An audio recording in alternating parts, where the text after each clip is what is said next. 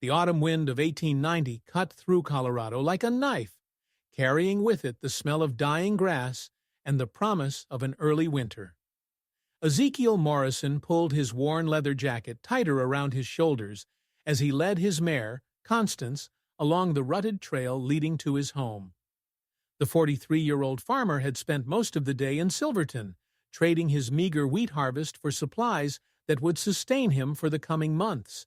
The town was abuzz with talk of the recent unrest, the ghost dance movement spreading among the Lakota, the growing tension that had soon erupted into tragedy at Wounded Knee. But Ezekiel paid no attention to such distant problems.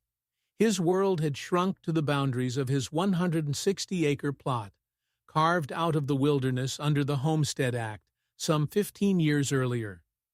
As Constance carefully descended the steep slope toward Willow Creek, Ezekiel's hands, worn from years of working the unforgiving land, tightened on the reins. Something was wrong.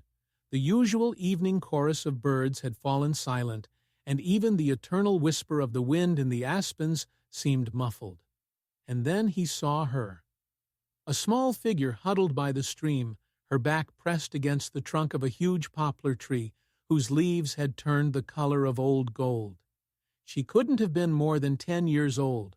Her dark hair was tangled and matted, her small body almost completely hidden under a torn calico dress that had once been blue, but was now faded to the color of storm clouds.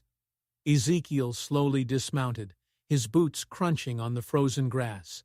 The girl did not move, did not pay any attention to him, although her eyes, dark as stones in a stream, followed his every movement. There was such depth of sorrow in those eyes that it seemed impossible for such a small child, such heaviness that spoke of terrible losses. "Hush, little one," Ezekiel whispered, his voice hoarse from days of solitude. He approached her as if she were a wounded animal, keeping his hands visible and moving cautiously and non-threateningly. "You're safe now." The girl's lips moved silently, forming words that never came out.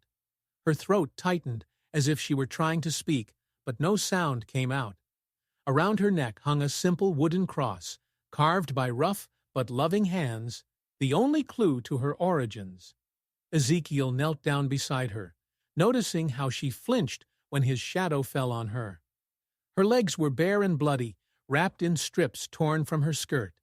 This silent girl had come a long way, and the question of where she had come from haunted the farmer. "Can you tell me your name?" he asked gently, though he already knew her answer before she shook her head. The child pointed to herself, then to the cross around her neck, and then spread her arms in a gesture of helplessness that broke Ezekiel's heart. He had been alone for so long. His wife Sarah had died of tuberculosis 3 winters ago, taking their unborn child with her, that he had forgotten how painful it was to care for another person. But something in the silent suffering of this girl awakened his own grief, creating an unexpected closeness. The farmer took off his coat and draped it over the girl's shoulders. She was as light as a feather when he lifted her, her small body trembling not only from the cold, but also from exhaustion and fear. When he sat her on Constance's back, she clung to the horse's mane with desperate fingers, as if afraid she would disappear if she let go. The ride to Ezekiel's hut was spent in thoughtful silence. The log cabin, covered with mud and moss, stood in a small clearing that he had cut out of the forest with his own hands. A thin stream of smoke rose from the stone chimney, indicating that he had lit a fire before leaving for the city. Inside, the hut was sparsely furnished but clean. One wall was occupied by a stone fireplace, next to which Sarah's rocking chair still stood. A simple wooden table and 2 chairs occupied the center of the only room, and in the far corner stood a rope bed covered with patchwork quilts. Above the fireplace hung a daguerreotype of Ezekiel and Sarah on their wedding day. Her face was calm and hopeful, his young and untouched by future sorrows. The girl stared intently at the photograph, making Ezekiel feel uncomfortable.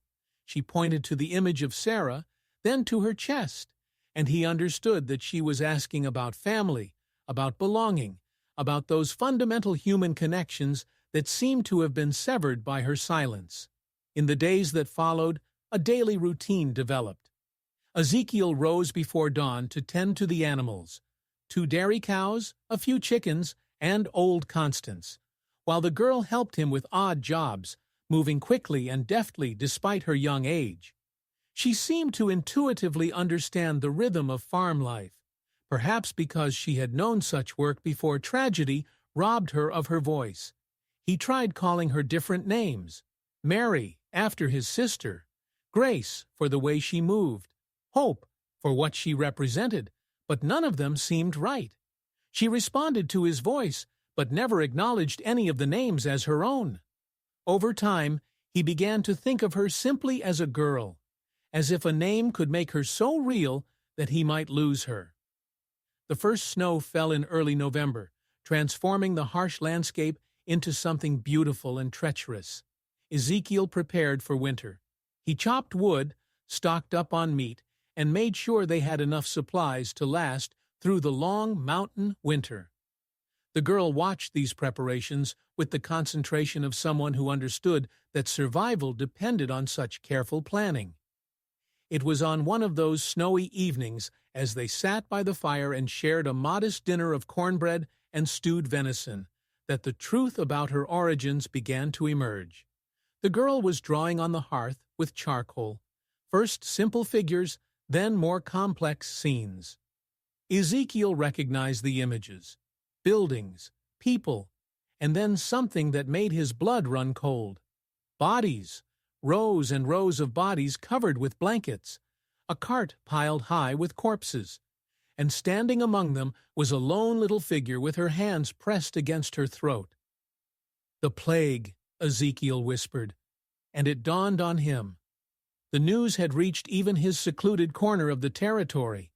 Entire settlements had been wiped out by the disease, the survivors scattered like leaves in the wind. "You're from one of the dead cities." The girl nodded, tears cutting through the dirt on her cheeks. She pointed to herself, then to the drawing, and then gestured to be silent, pressing her fingers to her lips. Ezekiel didn't know if her silence was the result of trauma or illness, but he understood that she was the only survivor of the community that had raised her. With the onset of winter, their bond grew stronger. The girl proved to be surprisingly capable. She knew how to milk cows, collect eggs, and even help with simple carpentry work that was necessary in winter. Her silence no longer bothered him, but became friendly, and Ezekiel found himself talking to her as he had not talked to another person in many years.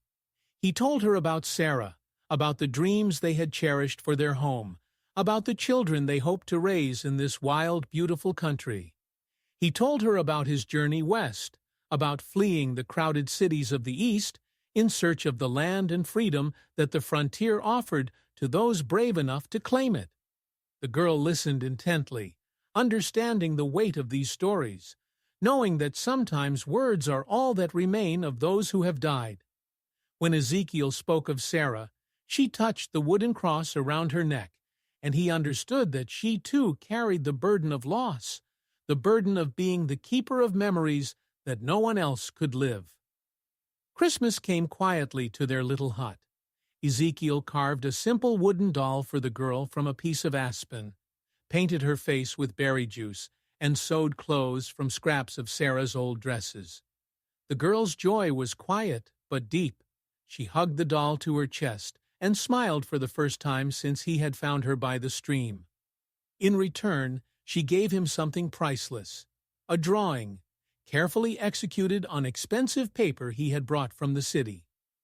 It depicted their hut covered in snow, smoke rising from the chimney, and 2 figures standing in the doorway, a tall man and a little girl, both smiling. At the bottom, in neat letters that she had somehow learned despite her silence, she wrote, "Home." Spring arrived with the ferocity typical of mountainous terrain. The snow melted in torrents, turning Willow Creek into a raging river. With the warming weather came visitors, a traveling preacher, a family of settlers looking for the road, and finally, the news that Ezekiel had been so afraid to hear. The traveling preacher, Brother Matthews, was a thin man with feverish eyes and the fervor of a man who had seen too much suffering in this world.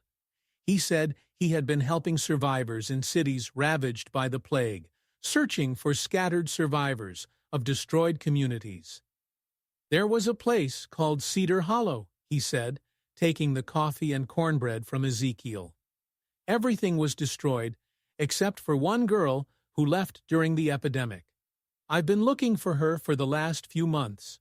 Ezekiel's heart ached as the girl clung to him, clutching his sleeve with desperate force. Brother Matthews stared at her so intently that the farmer felt uncomfortable. "It's her," the preacher said with certainty. "Rebecca Holland, daughter of Isaac and Martha Holland, both of whom died of the plague. The territorial authorities have taken measures. She will be sent to a Presbyterian missionary school in Denver, where she can receive a proper Christian education and care." The words fell like stones into still water, sending ripples of fear through the small hut. Ezekiel looked at the girl. Now he knew her name was Rebecca, and saw his own fears reflected in her dark eyes. Mission school meant separation, meant the end of the fragile family they had built together over the long winter months. "She's settled here," Ezekiel said cautiously. "She's been through enough trauma. Perhaps it would be better to leave her where she feels safe." Brother Matthews shook his head, with the certainty of a man who believed he knew God's will. "The child needs a proper education, a proper Christian upbringing. A single farmer living alone in the wilderness is not suitable. The girl needs to be among her own kind, learning to take her place in civilized society." That evening, after the preacher left, promising to return with representatives of the authorities, Ezekiel sat with Rebecca in front of the dying fire. She began to draw again in the ashes, but now her drawings were different. Not memories of the past, but fears of the future. She drew herself in a large building surrounded by other children but alone, with her hand pressed to her throat in a sign of silence that he knew so well. "I won't let them take you away," he promised, though he wasn't sure how he could keep that promise. "This is your home now. You belong here." Rebecca looked at him with her incredibly deep eyes and placed her small hand on his worn one. In that touch, he felt the weight of responsibility, the fierce protective instinct that he assumed must drive all parents. She awakened in him what he thought had died with Sarah: the ability to love more than himself, to find meaning in caring for another soul. When the decision came, it was quick and desperate. Rather than wait for the authorities to arrive and destroy the life they had built together, Ezekiel decided to flee. They would go deep into the mountains, where territorial laws had little influence and where a person could decide for themselves what family and belonging meant. They gathered everything they could carry: food, tools, warm clothes, and a few precious items that gave meaning to their lives.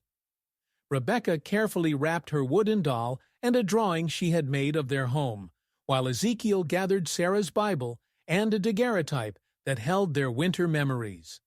As dawn broke over the Colorado peaks, painting the sky with the colors of hope and possibility, they set off on their journey, an unlikely pair, bound not by blood but by loss and love.